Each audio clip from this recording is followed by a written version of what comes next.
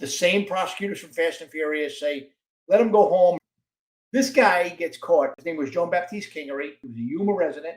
He was married to the chief of Mazatlan Police's daughter, so a Mexican police chief's daughter.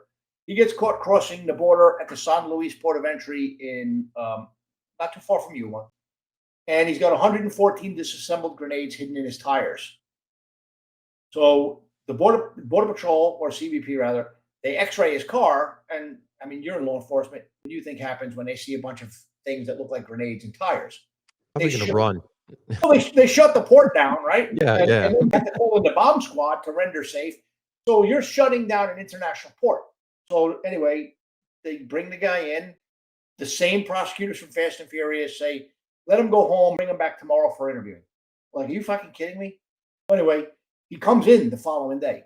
We interview him, and he admits, yeah, I've been making probably, I estimate, about 800 grenades for the Sinaloa cartel. Like, take them down there, put them together.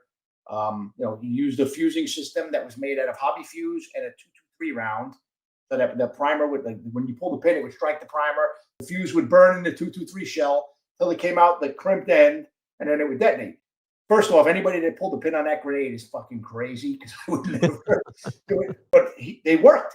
So anyway, he admits to this. And then he also admits that, yeah, I also have a machinery. And what I do is I take the AR-15 rifles that are sold here, because, they're semi-automatic, and I turn them into machine guns down there.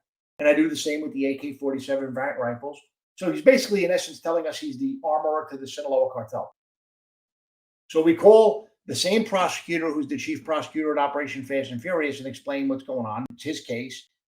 Say, I don't like this case. It doesn't have any jury appeal. These things are in Mexico. He could always say he's making those hilarious complaint department take a number of grenades. I'm like, Henry, he's confessing. He goes, yeah, but we can lose the confession. So think about it. The same people that were running Operation Fast and Furious, the same prosecutors, allowed a guy who was making small bombs, because grenades are small bombs, for the Sinaloa cartel to remain in operation for 18 months.